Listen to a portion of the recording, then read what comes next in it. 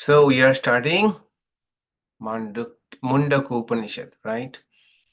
And now the section is where the teacher Angiras is giving description about that spiritual reality called Akshara. At first he said about Akshara, it is not these, and it is also these, also these. Then it said that how with three illustrations which I saw in our last class, the illustration of spider, illustration of plants, illustration of hair. With these three illustrations, the Upanishad wanted to show that nature of the creation, that creation, Akshara, the creation comes out of Akshara, as well as Akshara is the creator. Just like spider, the web, cobweb comes out of spider, and spider itself is the creator. So also, it is not that this creation is different from Akshara. Akshara itself has become this creation. With the illustration of plants, it was shown that as the plants grow out of earth, which means that it is also sustained by the earth, so also the creation is not only comes out of Akshara, is also sustained by Akshara.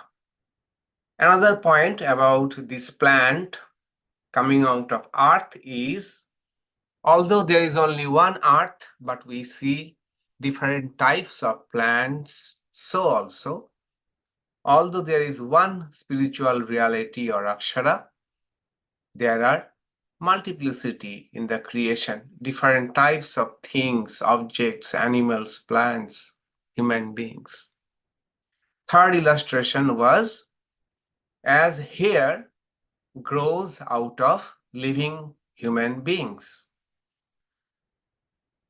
The illustration was to make the point that so-called material things which we think, perceive as materials, they can come out of conscious Akshara. As unconscious hair comes out of conscious human beings, so also these so-called material things come out of the conscious Akshara. Then another point in the next verse, it was said that tapasa jāyāte brahma, which is one of its very important utterance. Tapasa jāyāte brahma.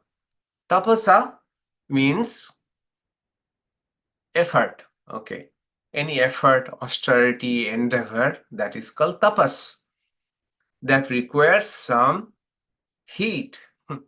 That generates heat. Okay. Anything that we do,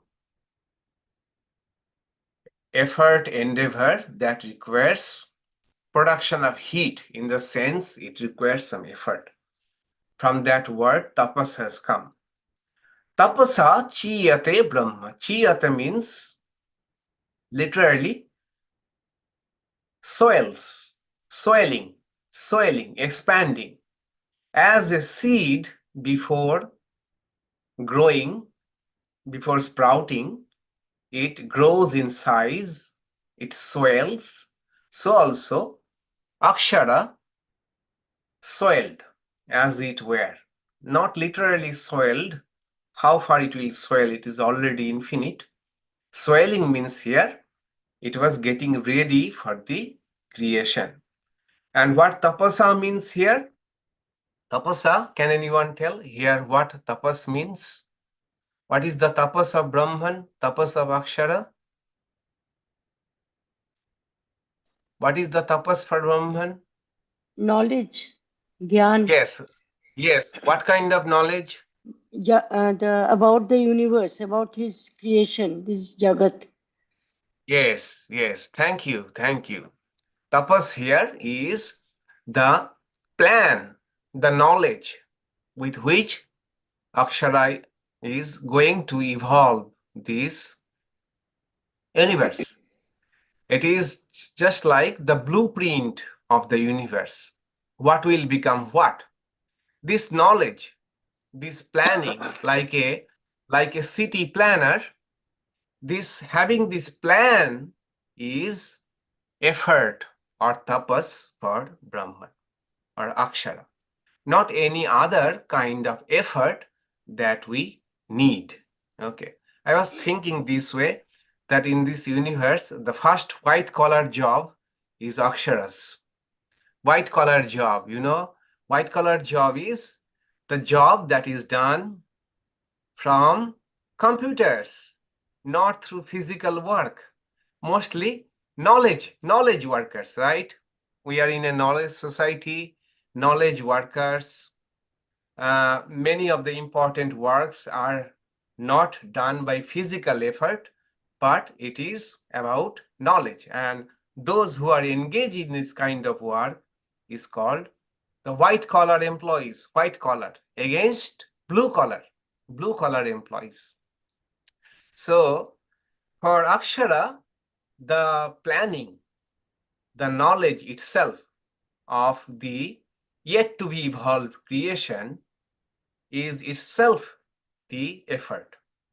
This having this knowledge, this planning, sitting, say, imagine Akshara as a human being, as or anthropomorphic time, in anthropomorphic way. So Akshara's planning is itself its effort, its tapas. Okay. So from tapasa jāyāte brahma, tataḥ annaṃ jāyāte. So annaṃ in that context meant this cosmic subtle body. Cosmic subtle body, that is not yet manifest universe. The blueprint of the universe, the simulation of the universe, if we are allowed to say, just like our dream. And from that came cosmic mind, cosmic mind. After that came what? Satyaṃ. What is the meaning of satyaṃ? Can anyone recall? Satyaṃ. 5 elements. Yes. Satyaṃ in this context means the elements, 5 elements. Thank you. Okay. And from that, 14 lokas. Of course, Upanishad does not mention 14 lokas, but it says lokaha, what we may call parallel universe.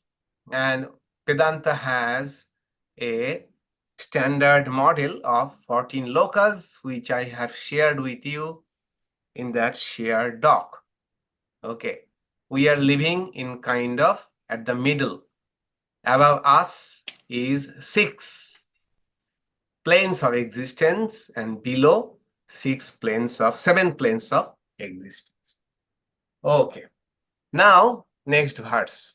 Verse number 1.1.9, which is the last verse of this section of Mundaka Upanishad. All right.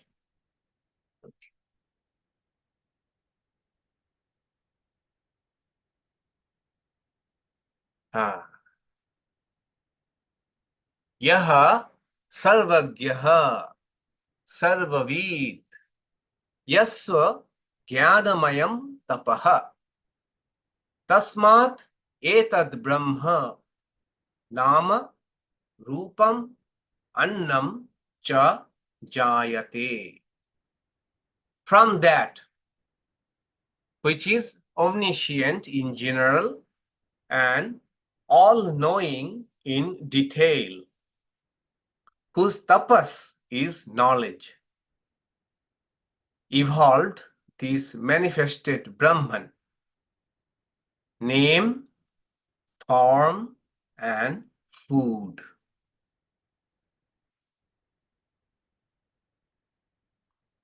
Okay. from that. So here, the interesting thing to be seen or to be noticed is about Akshara. It is being told Akshara is sarvajñaḥ and sarvavid. These two words mean same thing, all-knowing and omniscient. What is the difference between these two? Sarvajñaḥ and sarvavid. Sarvajñaḥ means knowing everything in general. Okay, in general. And sarvavid in detail. One example will help us to understand.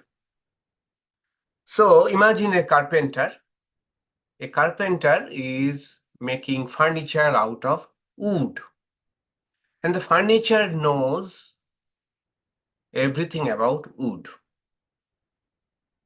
They have studied wood, they have worked with wood, knows everything about wood. Okay.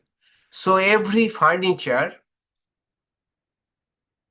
the carpenter has created, the furniture, the carpenter knows the essence of each furniture.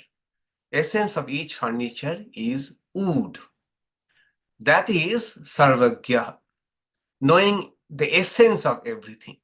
Essentially, each furniture is nothing but wood, variations of wood. That is all-knowing.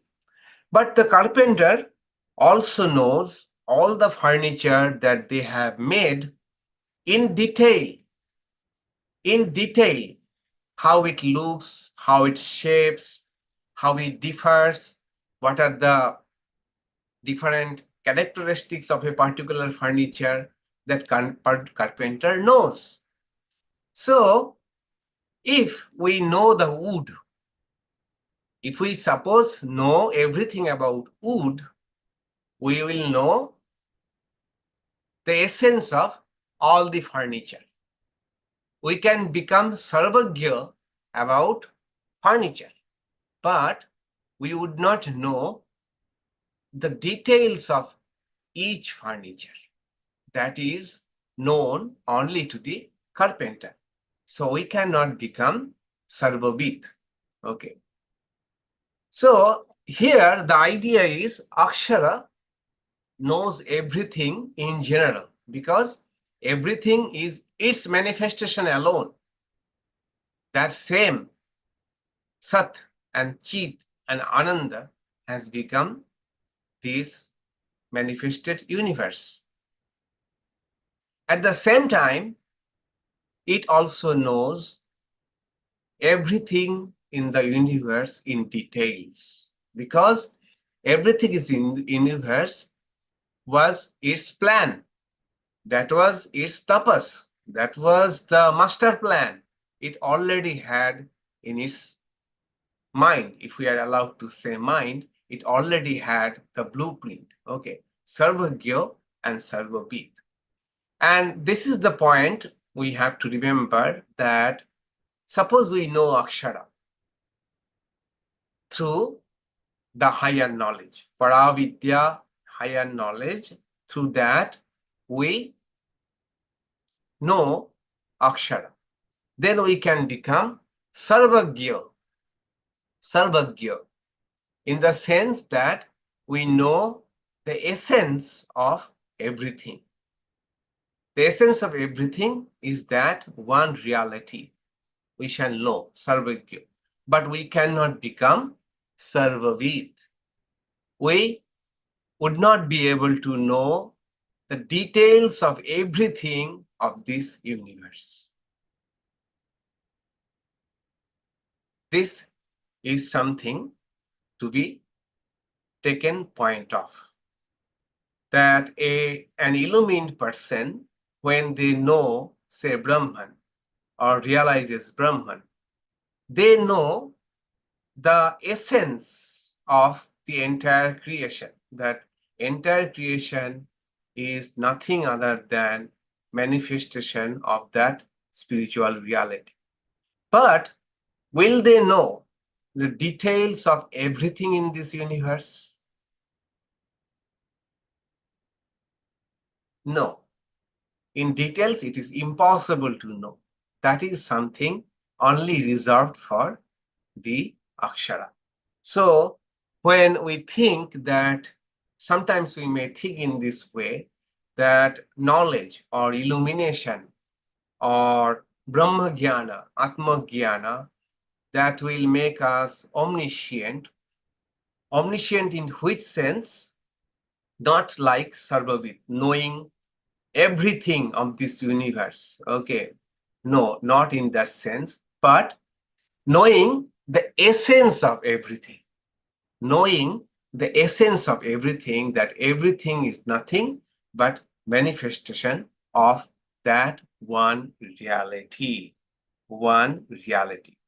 So let's go back to the fundamental question that the Upanishad started with.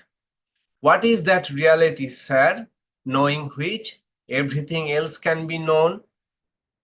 So Angiras started speaking about two types of knowledge, lower knowledge and higher knowledge. Okay. So higher knowledge is what takes us to akshara, or the spiritual reality. And in these verses, Angiras is trying to show that all the things in the universe has come from that one reality. So what is the indirect implication? Indirect implication is, if you know akshara, you will know the essence of everything. That is like knowing everything. There is no such knowledge which will let you know the details of everything. No such knowledge. Okay. So to know everything by knowing one thing, that means know the essence of everything, which is the akshara. That is the point Upanishad is trying to make. Okay. Is it clear? Is it clear the difference between sarvajñaḥ and sarvavid? Omniscient in general and all-knowing in particular.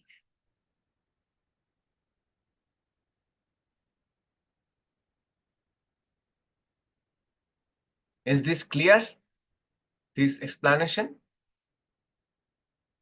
All right. So one is knowing the One last essence of question. Yes, Subhash.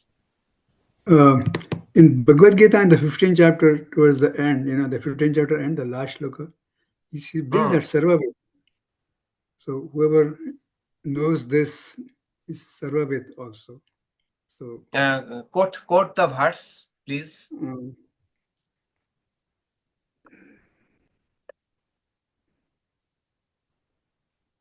Yomameva sammudo janati purushottamam sarvavid bhajati mam sarvabhavena bharat.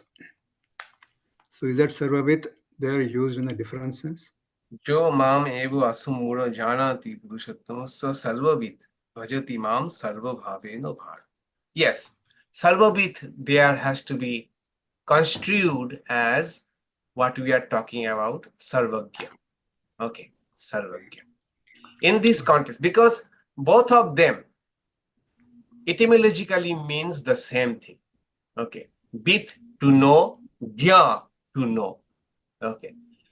So, but in this context, sarvajñaḥ means knowing everything in essence, sarvavid knowing in detail. In Bhagavad Gita context, sarvavid means knowing the essence of everything as nothing but God. Okay. Okay. So sarvavid only akshara, no realized person knows sarvavid. Yes, Okay. true. Yes. All right. Preeti, okay, Preeti ji, please go ahead. Pranams Maharaj. Yes. So Maharaj, I understand the distinction, but what happens in the case of an incarnation? Yes, good question. It's a very good question. What happens in the case of an incarnation? Is anybody interested in answering this question?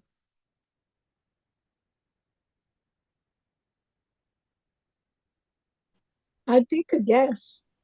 Yes, you are welcome to. Well, I think as we are living beings, the rest of us are manifestations of God, but we are not the infinite form of God. In the same way, the manifested God in an incarnation is not the absolute infinite, that they would have limitations. Right. That's how I would think. Right, right. Yes, thank you, thank you. Great. And in fact, Swami Ishadhyanananda ji, in his great book, Sri Ramakrishna and his Divine Play, he has devoted quite a few paragraphs on this, analyzing that what happens in the case of a divine incarnation, like Sri Ramakrishna said, okay, whom many believe as a divine incarnation. He says the same thing, that they know the essence of everything. They know the essence of everything, but it does not mean they know everything of this universe. Okay. But Sarvajñaḥ adds that if they strive to, they can probably may know also. But it does not mean they really know the details of everything. What they show, the characteristic which is different from us, is they can see a person through and through. That is, they can intuit about the person past and future, that this person is coming from, where they are coming from, and what will be their future spiritual path, which will be most suitable for that. Okay, that is something which we cannot. We cannot. That is what distinguishes between a sadhaka, a general spiritual practitioner, or even those who have become illumined. So there are even gradations among the illumined people. Okay, it is a difference of distinction of this kind of powers, okay, mental powers, we may say, to see a person and understand the person past as well as the person's future. Okay, and which is not something very occult, which is not very occult or very mystic about it. As we ourselves progress in spiritual life, you have noticed by yourself that we gain a very, what is the term? I would say a sense to understand people better. Okay, understand people better. Even in a first meeting, we may get a sense of what the person is actually is. Okay, with person actually is, and the struggles they are going through, and such things which was not possible earlier. So even with spiritual progress, we develop this capacity. And now you just extend this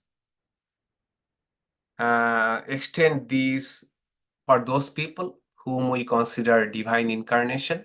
They have it in abundance. They not only see the present state of the mind of the person, they can also see, understand the past of the person, and even the future course of action of the person. Okay. So, to answer Priti Gupta's question, that divine incarnation, although they know the essence of the universe, and although they have a different sense, a altogether sixth sense to understand people better, they are not sarvavid. They do not know everything in the universe in detail. Okay. All right.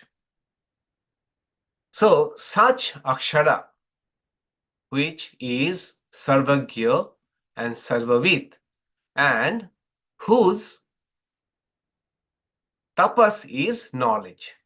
As I said again, it is the reiteration of the previous mantra that for such spiritual reality, they don't require any physical effort for this creation. But knowledge of the creation itself is the effort. Planning the creation itself is the tapas. To visualize and plan the creation is the effort. So this mantra says, Akshara, who is sarvajñaḥ and sarvavid, whose tapas is knowledge, from such akshara evolved this manifested Brahman. Etad Brahma, that is, manifested Brahman means this universe which is in front of us. This universe which is in front of us, nothing but the manifested Brahman, the one spiritual reality or akshara appearing as many. And what is the characteristics of this manifested Brahman? Nāma, rūpam, and annaṃ. Nāma means name. Everything, every created object has a name. Rūpam, rūpam means its form or its color. It is rectangular, it is curvy, it is blue. This is rūpam. And annaṃ. Annaṃ I have translated as the substance, the tangible thing. Name and form are abstract ideas. Name and form is abstract. They need a substance. A substance is needed for which name and form, for the name and form, a substance is needed. Without any substance, how a name and form can exist? The substance, the physical support is annaṃ. In all the books, annaṃ has been translated as food. Food. I prefer to translate annaṃ as substance. So what is the nature of this manifested Brahman? It is, what is the characteristic of this manifested Brahman? Characteristic of manifested Brahman is it has got a substantial reality, annaṃ, a material existence, a name, and a form. Okay, all of this has evolved from one akshara, which is sarvajñaḥ and sarvavid, and whose tapas is in knowledge. Okay, with this we end the first part of the first chapter of Mundaka Upanishad. First chapter of the first part of Mundaka Upanishad. So, Prathama Mundake, Prathama Kanda. Okay, Prathama Mundake, Prathama Kanda. How they have translated? Prathama Mundake, Prathama Mundake, Prathama Khanda. Right. The first Mundak and first Khanda. Okay. So let's take a review of the first Mundak, first Khanda of first Mundak. Right. 9 mantras we have studied so far. Okay. So you have got the overview with you. I shared it in the very beginning. So this is where we are. The mantra 1 and 2 was about the lineage, the traditions of the Upanishad, the name of the teachers and disciples. Third mantra was, what is that knowing which everything can be known? This was the question of Shaunaka, a busy householder, to Angiras, a teacher. Then Angiras, in fourth mantra, instead of answering directly to the question, said there are two types of knowledge, both of them to be acquired: higher knowledge and lower knowledge. What is lower knowledge? Lower knowledge is empirical knowledge. Empirical knowledge. And higher knowledge is that by which the eternal reality is realized. Akshara or Purusha or Brahma is the name of that eternal reality. Why did he mention that? Because Akshara is the thing by knowing which everything can be known. So after mentioning that higher knowledge is that which leads to Akshara, in the next four mantras, a brief description about Akshara. Mantra 6 said, description of Akshara, neti neti. Akshara is not this. Akshara cannot be touched. Akshara does not have eyes. Akshara does not have limbs. These are neti neti via negativa, and also via positiva, that it is the substance of all, from that everything has come. It is indestructible. It is eternal. This is the description of Akshara. In the next mantra, mantra number 7, he gave 3 illustrations. Illustration of spider, illustration of plants, and illustration of hair, to show how creation proceeds from the eternal reality or Akshara. Mantra number 8 said, the knowledge of creation, that is, what is the knowledge? The planning itself is like tapas for Akshara. From that cosmic subtle body, cosmic mind, the elements and multiple universes are produced. And finally, last mantra that we studied today, Akshara is omniscient in general and all-knowing in detail. From that Akshara came name, form, and matter. So Upanishad is trying to show that from Akshara, everything has evolved. Knowing Akshara is knowing everything. Knowing the cause is knowing the effects. So try to know Akshara. That is the first part of first Mundaka. Okay. Now, second part, second khanda of first Mundaka. What is that? Okay.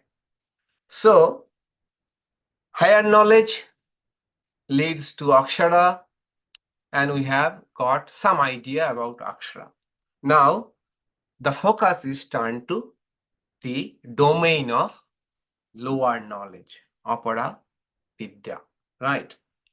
So, lower knowledge is empirical knowledge, all branch of knowledge other than spiritual knowledge. Upanishad takes up ritualistic action, rituals, yaga, yajna, as representative of lower knowledge. Not all the branches of lower knowledge, but it is taking up only ritualistic action as representative of lower knowledge. Lower knowledge, these ritualistic actions do not lead us to the highest. So it is definitely lower knowledge. And at that time, with the Upanishad, at that Vedic time, people were engaged in rituals. So Upanishad turns its attention to rituals. What is the goal? The goal is fourfold. One, to show the efficacies of the rituals, the benefits of rituals. Number two, show their limits, the limits of ritualistic actions. Number three is to show their unsatisfactory results so that we may see through and through them. We have seen through what rituals can give us, what it cannot give us. And what it can give is unsatisfactory, is not fulfilling. To show that, and finally, so that after seeing the results of rituals and their benefits and seeing that they cannot give us the highest satisfaction, we can turn to paravidya, the higher knowledge or spiritual knowledge. Okay, in Sanskrit, it is called to have vairagya, detachment, a sense of dispassion towards all these worldly achievements, all these worldly accomplishments. Substitute rituals with all our worldly actions. They are needed, they have their values, okay, but they cannot bring us ultimate satisfaction. When we have known this, then our search for that higher reality will be genuine, or yearning will be genuine. In Vedanta Sara, at the very beginning, the teacher says that who is an ideal aspirant for Vedanta. And it uses a term, Dipto Shira Jalarashi Iva. Dipto Shira Jalarashi Iva. Suppose a person has caught fire on their head. That is, their head has caught fire. All the hair is burning. Okay. And that person, how that person now rushes towards a river, a water body. No, for the sake of surviving. Okay. Such is the yearning for water. Such is the craving for water. Similarly, a person who has seen through everything, one who has, in that context, one who has read all the Vedangas, that is, auxiliaries to Vedas, have performed all the rituals, all the Naitya, Nitya, Naimittika, Kamya, all types of karmas they have done, but have seen that they cannot take to the highest reality. Such a person is called mumukshu. Mumukshu.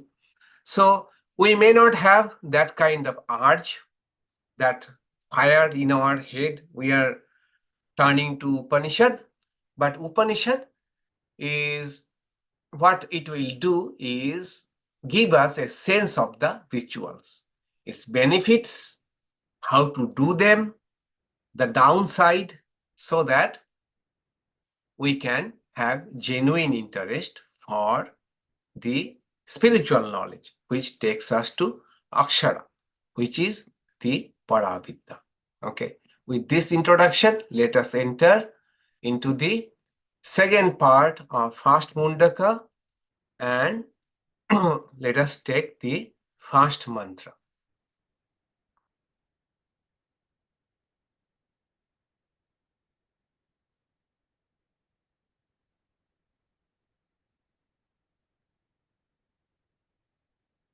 Tat etat satyam mantreṣu karmāṇi.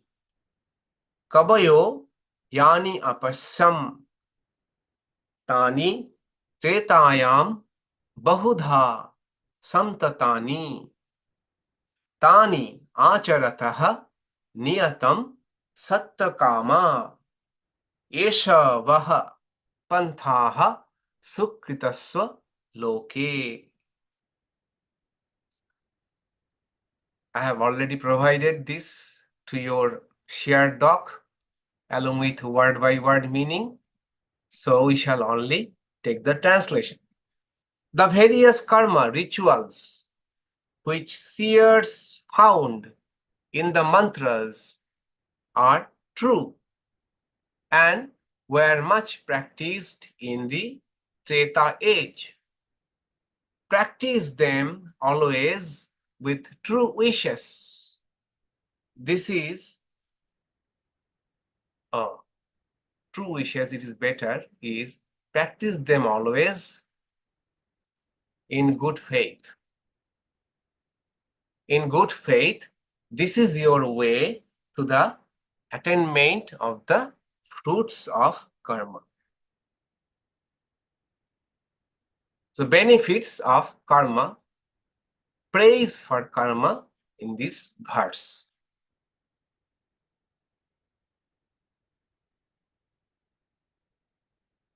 All right. So what does it say?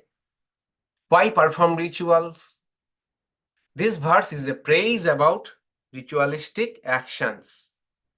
What it wants to say is that many seers found in the Veda mantras, in the various Vedic mantras, injunctions for rituals, different ritualistic actions.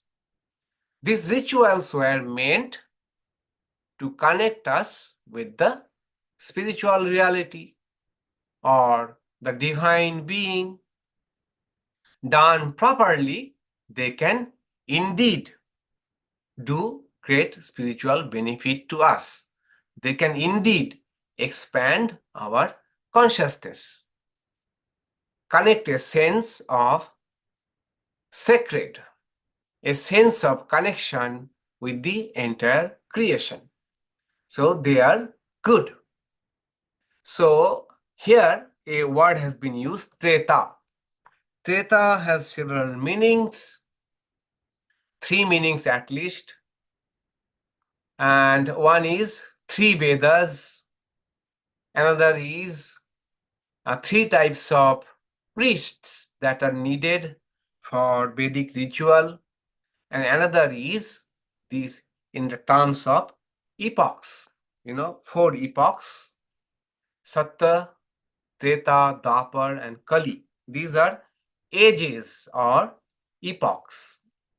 So Treta we should take in the sense of long time ago. In old time, people were engaged in these rituals and got their benefits. If you too engage in them in good faith, you will receive the good results. This is the meaning of this mantra. Okay. This is very simple. Simple. Any question about this mantra or the previous section? Please go ahead. Then we shall move forward to the next. Swami, I have a question on the previous section that it said that Akshara did tapas, creation. But then the Akshara is Satchidananda. Sarvavid. It already has all the knowledge, right? So why tapas is needed for Akshara? In Purana, it talks about Brahmaji, the Ishvara, a bit lower level than Akshara, doing the tapas before creation. So that's the question. Anybody would like to answer this question? Because I have dedicated enough of time for answering this question. I'm sorry, we missed. No. Let me see whether others have got it.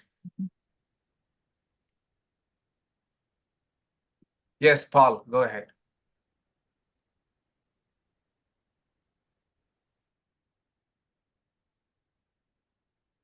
Yes, Paul. Because tapas in this context means knowledge.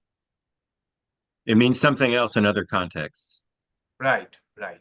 Indeed, indeed. Tapas in this context mean jñānamayaṃ tapas. Okay. But even In- why that is necessary? Because akshara is purna, already has a knowledge, so it doesn't need to gain. Tapas is done to gain something.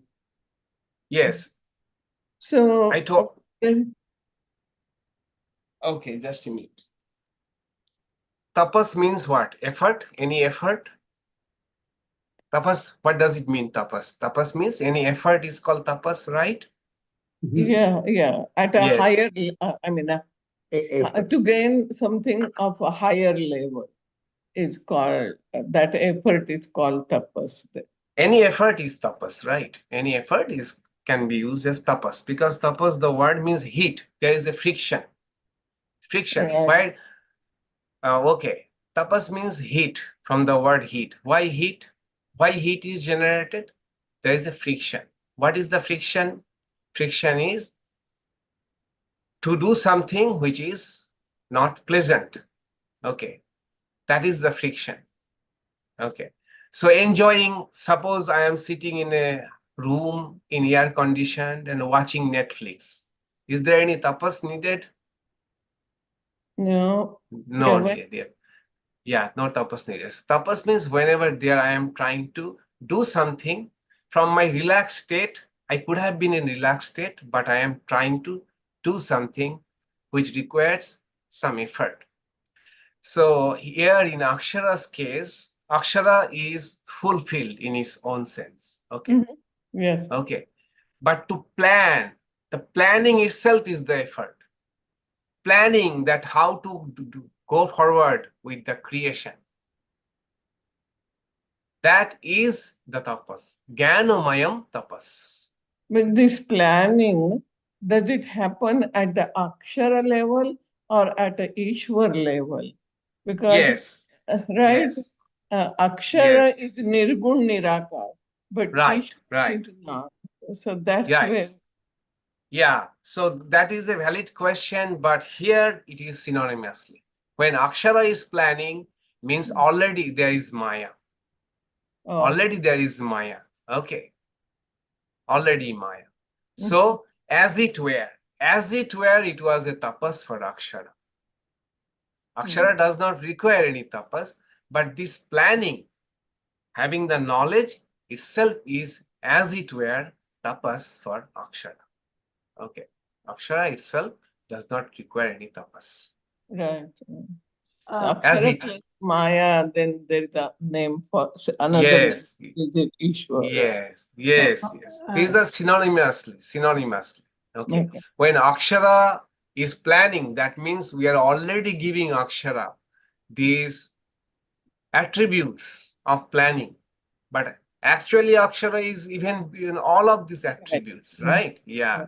But it is like, that same person in its pure pristine state, and now assuming a role, we are still calling that person by that original name. Okay, it is just like that. Yeah, okay. I understand. Existence Yeah. of the Maya makes it. Yeah, right. Thank you. Indeed. Yes. Swami. Yes. I have a question.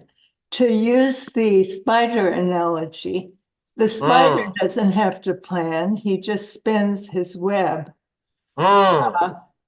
There's something so anthropomorphic about the planning that I can't grasp it, that we assign planning to Akshara. Yep, definitely. So none of this is very, very cogent or coherent. Okay, none of them. So Upanishad is only trying to give us some hints about it. And not only that, even there can be descriptions of creation which may not match with one Upanishad to another Upanishad. Okay. But does it really matter? Right, that's what my question was. I've been feeling that this Yeah. whole class, does it really matter? Yes, it does not matter much, but at the same time, we cannot gloss over the verses. Okay. Because Vedanta's idea is to go to the root, the akshara. Okay. How universe came from akshara, whether that details, does it matter or not, it is hardly materialist. Okay. But when we are reading the Upanishad, we have to go through verse by verse and try to interpret them as cogently as possible. Okay. As cogently as possible. So spider illustrations and all of these, there can be several flaws in the illustrations. Okay. But each illustration was meant to give some idea about the creation. They need not be taken so literally, so literally. I have one other question. Is the name the same as the word? And is the word the same as akshara? Okay. Name and word.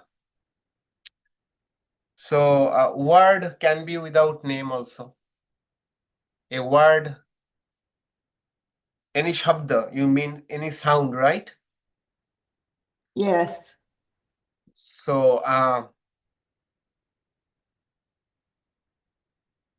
in a general way, we may say, very generalized form, that name and sound are same.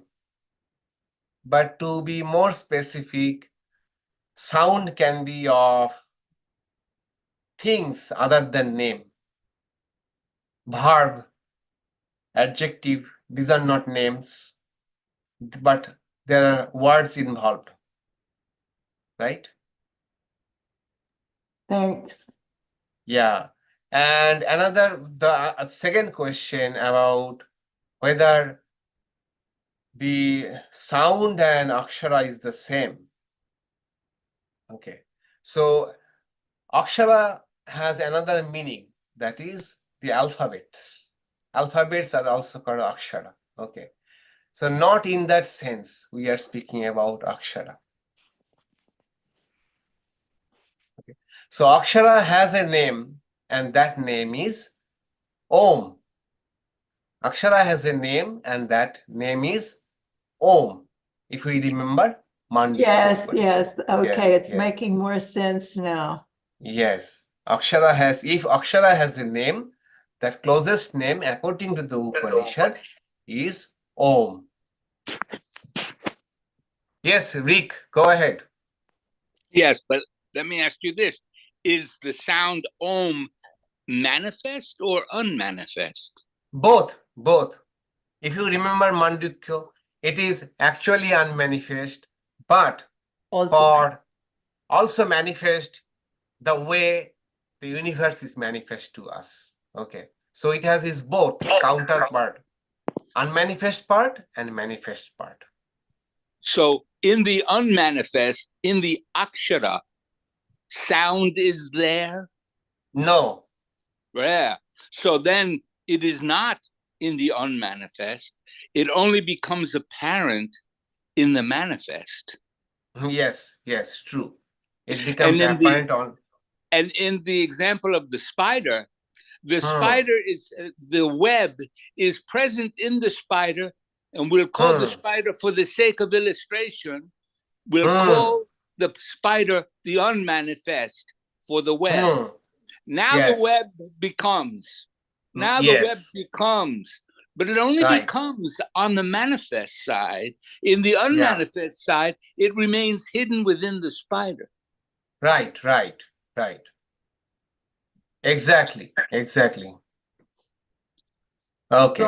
Swamiji, I just had an epiphany and a parallel with, I'm not very familiar with biblical work, but what I do know is I could see a parallel with in the beginning was the Word, and the Word was God.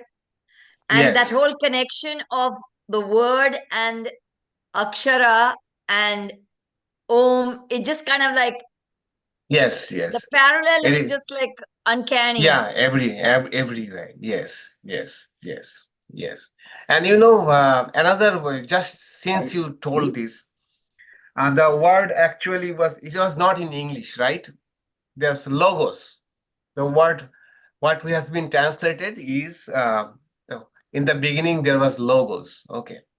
But logos can also mean knowledge. Okay. At the beginning there was knowledge. What we are talking about, that aksharas, what was aksharas tapas? Jñānamayaṃ tapas. Okay. The knowledge became manifested as this universe. That is another way of connecting. At the beginning, there was word. Word means the knowledge. Vic, you have any other question? Or No, I'll take my hand down. oh yeah, please take your hand down. All right. Okay, so we shall go to the next one. This is interesting. Okay, next one. Is it okay? I hope it is not too much for today. Well, it is 7 o'clock. Okay, all right. So, okay. Then we stop here today. Okay. Next one was interesting about Ognihotro. My mind Ognihotro can and only take so much. okay. Thanks for admitting that. I think thanks for telling us that. I think it is true for many of us. Okay, so we shall take up the next 2-3 verses in the next class. Okay, interesting. Ognihotro Homa. I wanted to show you some pictures, and recently I did Homa 2 weeks ago for the first time, and I see so much of some similarities, about with the mantra. The next mantra will speak where to offer the ghee, when the fire is ablaze. And exactly the Homa when I did in Canada, you will be surprised that even the ghee that is offered, before offering, the liquid ghee is divided in 3 parts by placing grass, kusha grass. 2 kusha grass I threw on the pot, and then the ghee became 3 parts. Okay, imaginary 3 parts, and one part was to be offered on the right side of the fire, one side and the center of the fire, and one side to the left side of the fire, like that.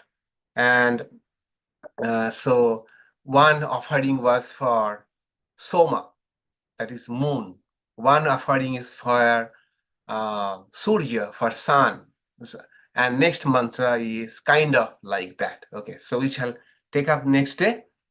Okay, and we are skipping the guided meditation today. So see you next week, and I will update the mantras in our